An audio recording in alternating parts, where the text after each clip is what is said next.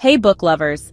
Today I'm reviewing another novel that I recently picked up during what I can only describe as a compulsive book buying spree 2 Saturdays ago. This was actually one of 23 books I purchased that day. As my regular viewers know, I typically focus on African-authored novels, but I'm also working through a personal challenge to read 100 novels. I'm only 14% through, so I need to pick up the pace. The story. So this book, let me tell you about it without revealing the title just yet.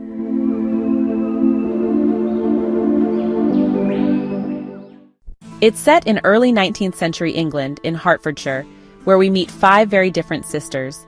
Each one has her own unique personality and aspirations. Jane is the humble, forgiving type who's quick to agree and rarely judges. Elizabeth, who's our main character, is more thoughtful and cautious. She doesn't just blindly follow rules without questioning them first. Then there's Mary, who's almost a recluse and plays a minor role in the story. She's always learning, and honestly, I felt she might be suffering from an inferiority complex. And finally, we have Lydia and Catherine, also called Kitty, who are completely frivolous, acting without ever considering the consequences. Now here's where it gets interesting.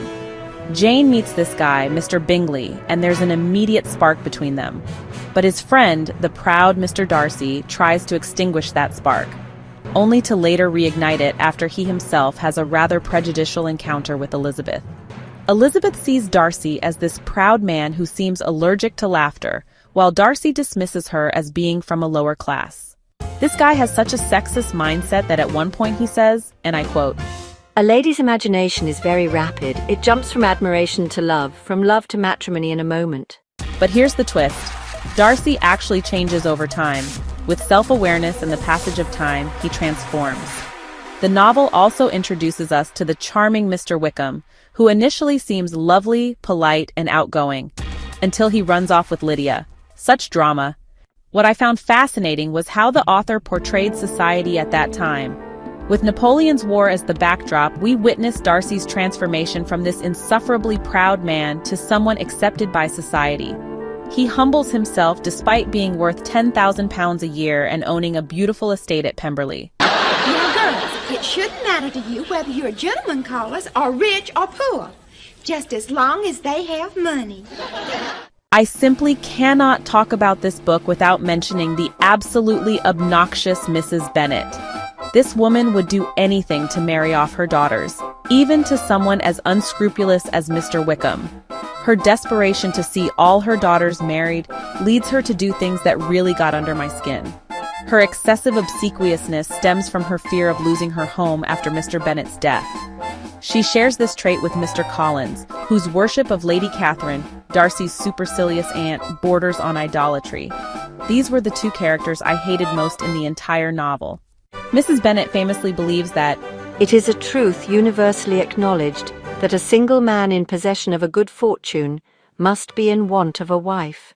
Although this is one of the most widely read and loved English classics, I found myself having to stretch my imagination a bit to grasp what was happening at times. However, some themes were immediately relatable, like the general pressure on women to marry. We see this with Miss Lucas, who marries Mr. Collins knowing full well she doesn't love him. What's really interesting is how the story shows the gradual transformation of both Elizabeth and Darcy. Elizabeth represents the evolution of women from being accept-all to exhibiting choice. She refuses Mr. Collins and initially refuses Mr. Darcy too. Meanwhile, Darcy represents the transformation from the rich and proud mindset to rich and humble. Really? Yes, it's Jane Austen's Pride and Prejudice, published in 1813. This was actually my first Austen novel and the second English classic I read this year after Hardy's Jude the Obscure. English classics like this are worth reading just for the beautiful flow of words punctuated by well-placed pauses. When you follow the punctuation properly, these books are actually fun to read. The novel ended with several frayed seams, which is probably why so many authors have taken advantage of this by writing different variants of Austen's work. For those who find older literature intimidating, I'd say give Pride and Prejudice a chance. Austen's wit shines through, and the character development is impressive. It's a classic for a reason. If you've read Pride and Prejudice or any other Austen novels, let me know your thoughts in the comments below. And if you have recommendations for which of my 23 new books I should read next, drop those too. Hey, thanks so much for hanging out with me today. If you're interested in diving deeper into this book, I've left some links down in the description. You can use it to grab yourself a copy and keep the adventure going. And if you're in the mood for more great reads, don't go just yet. Click on one of the videos popping up right now that I think you'll love. And don't forget to give this review a like, leave a comment, or even subscribe if you'd like to see more. Every bit of support helps us grow this little community of book lovers.